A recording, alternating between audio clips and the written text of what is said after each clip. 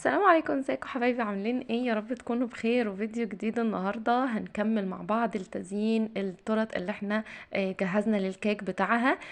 تزيين بقى التورتايه بتاعت النهارده. بصوا، اختراع سهله جدا. يعني كل اللي احنا هنحتاجه ان احنا هنظبط التورتايه ونجلسها كده ونحطها في التلاجة تجمد. وتعالوا بينا بقى علشان نجهز ليها تزيين سهل وبسيط جدا. يعني في 5 دقايق كده هنكون مخلصين. ونعمل كمان كمية من التورت ممكن نستخدمها في الميني تورت دي مقاس 16.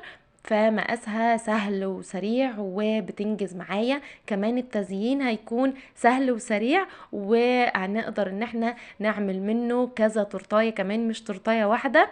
واحكموا انتوا بنفسكم، التورتايه في النهايه طالعه شكلها حلو جدا. يلا بينا بقى نبتدي الفيديو بتاعنا ونشوف هنعملها ازاي مع بعض. بصوا بقى، عندنا تجهيز الكيك زي ما اتفقنا. انتوا خلاص يعني بقيتوا ما شاء الله اساتذه في الموضوع بقى. عملنا مع بعض كذا فيديو للكيك وللتجهيز وكده. فاول حاجه احنا عملناها ان احنا بنعمل الكيك من قبلها بيوم علشان ياخد وقت، وان احنا نكون كل مرحله زي ما قلت لكم لو اخدت الوقت بتاعها المظبوط بتطلعوا بقى في النهايه التورته بتبقى حلوه جدا.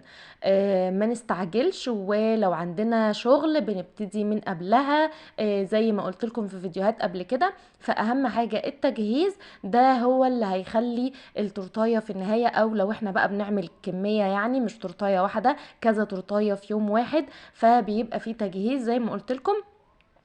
الكيك لوحده في يوم، ولو انا هعمل بقى شوكولاتة، لو انا هجهز الطبارات، لو انا هجهز الصوصات، كل الكلام ده بيتجهز في يوم لوحده. ويوم بقى ما باجي اقفل التورتايه بالكيك وبحط الصوصات وببتدي ان انا اجلسها، ده يوم تاني لوحده. فاهميني؟ يعني كل خطوة من الخطوات اللي بقول لكم عليها دي لو اخدت حقها صدقوني التورتايه في النهايه بتطلع حلوه جدا.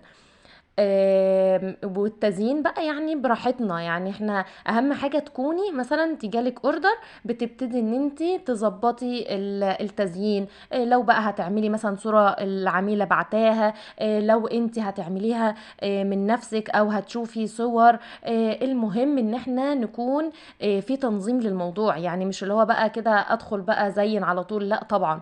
هتلاقي دماغك دخلت فيها مليون حاجة ومش هتفهمي انت عايزة ايه. وما ينفعش خالص ان انا مثلا ابتدي تجليس التورتايه وارجع ان انا يعني اعمل ليها شكل مش يكون مظبوط او حاجه، فهتلاقي الدنيا باظت منك. طيب تعالوا بقى هنرجع للكلام ده تاني. تعالوا اقول لكم انا كنت بعمل ايه. انا كنت بخترع اللي انا عايزه الون السكر ده، سكر بودره، وكنت عايزه ان انا الونه. فعملت ايه؟ جبت اللون الجل، ما طلعش حلو يعني، ما عجبنيش النتيجه، مش حلوه قوي.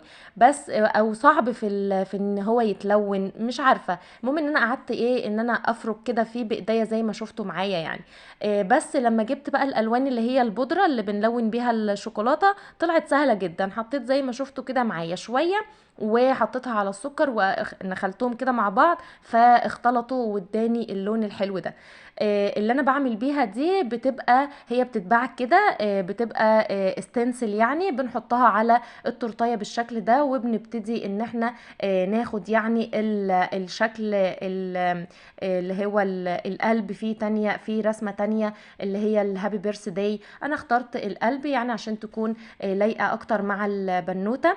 والطبر بتاع البنوتة دي اخترتها كده الشكل ده. وانا كل اللي انا بعمله في الطبرات عادة ودايما يعني بعملها، ما بحبش ان انا بقى افضل اضغط عليها جامد والكلام ده، هتلاقوها اتبهدلت. فالتوبر بيتلزق كده يعني زي ما شفتوا معانا، مجرد ان انا بس يعني بخبطة بسيطة جدا على الكريمة لزقت، ولا بتبوظ ولا بتتشال ولا بتقع ولا اي حاجة خالص. يعني انا مجرباها كتير جدا، عملت تورت كتير جدا بالتوبرات بلزقها بنفس الطريقة. فاهميني؟ فسهلة وبسيطة ومش بتحتاج ان انا اقعد بقى اضغط عليها جامد، وهتلاقوا الكريمة دخلت فيها واللون بتاع التوبر نفسه ساح واتبهدل. فهي بتتلزق كده ضغطة بس بسيطة وخبطة بسيطة بس كده تمام. وبكده بنكون وصلنا لنهاية الفيديو بتاعنا. ما تنسوش تعملوا لايك للثلاث طرق الحلوين دول، واستنوني في فيديو جديد على خير. شكرا لكم، مع السلامة.